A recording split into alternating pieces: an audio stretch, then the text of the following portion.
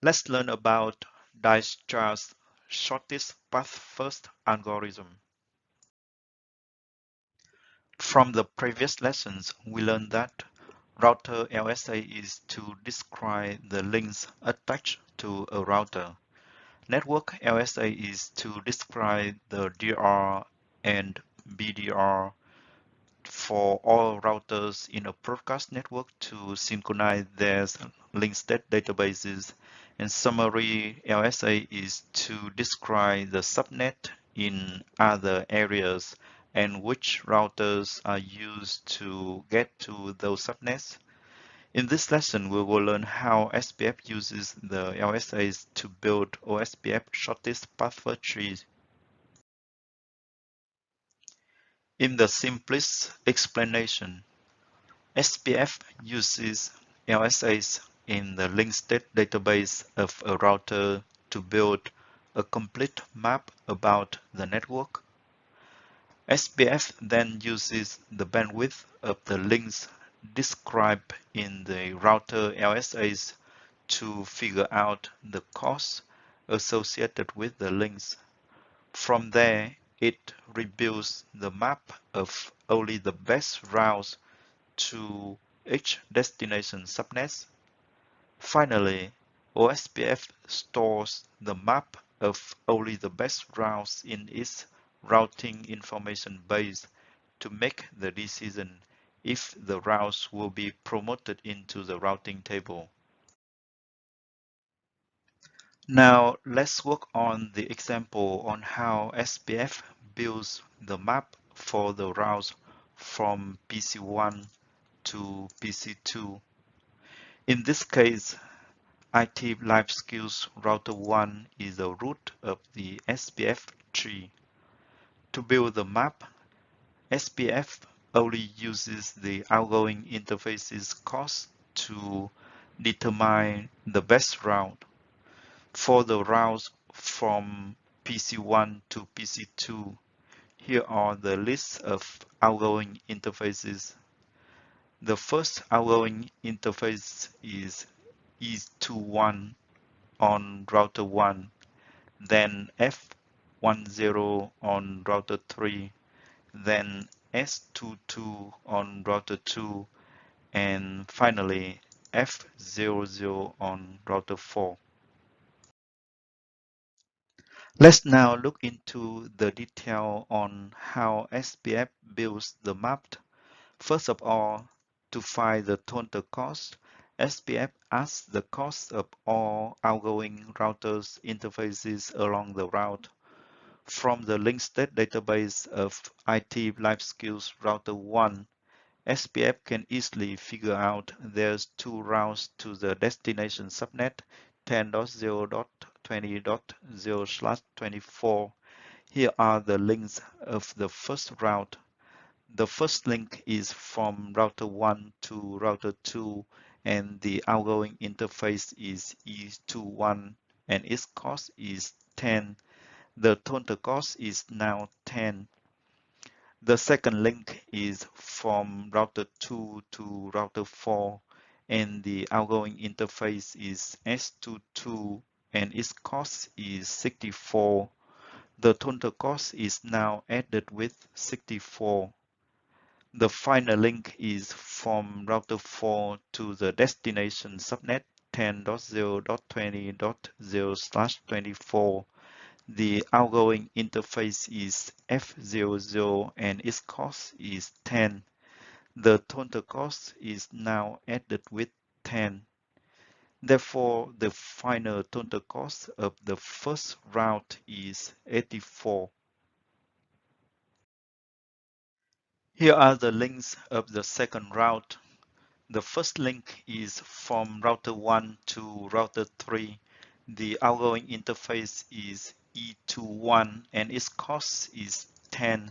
The total cost is now 10. The second link is from router 3 to router 2. The outgoing interface is F10 and its cost is 1. The total cost is now added with 1. The third link is from router 2 to router 4. The outgoing interface is S22 and its cost is 64. The total cost is now added with 64. The final link is from router 4 to the destination subnet 10.0.20.0/24. The outgoing interface is F00 and its cost is 10. The total cost is now added with 10. So for this route, the final total cost is 85. As you know, after OSPF process is enabled, it finds the best routes to the destination subnets and stores them into the routing information base or RIP table. Therefore, in our case, only the first route with the cost of 84 is stored in the OSPF RIP table of router 1. To determine if the best routes will be installed into the routing table, OSPF checks with the routing table to see if there are any better routes, which are the routes with lower administrative distance have been installed into the routing table. To view OSPF routing information base table at the router's private mode, we issue the command show IP OSPF RIP, then hit enter. Let's issue the command on IT Life Skills Router 1, then hit enter. Let's pay attention to the code. This code shows us that the route is the best route, and this code shows us that the route will be installed into the routing table. From the code, we see that the first route is the best route, but OSPF process will not install it into the routing table because it is a connected route, and the connected route has the administrative distance of 0, which is better than any OSPF routes with the administrative distance of 110.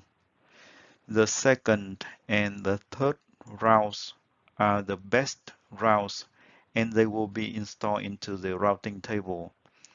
The fourth route is the best route, but it will not be installed into the routing table because it is the connected route. The fifth route is a route that we analyze. It has a cost of 84 and it is the best route, and it will be installed into the routing table.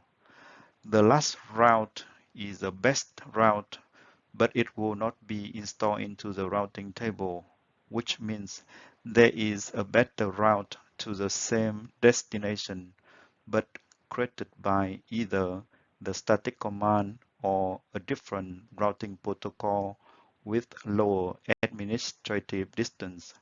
Let's find out.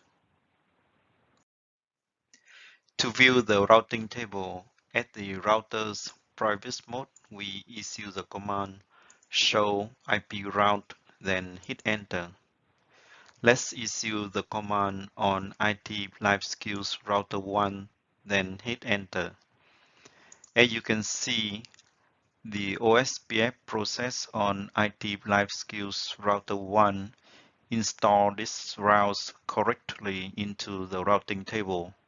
From here, we can find out the reason that the last OSPF route is not installed into the routing table, because there is a static route to the same destination subnet with the administrative distance of 1. Therefore, the static route is a better route, and IT Life Skills Router 1 installed it into the routing table.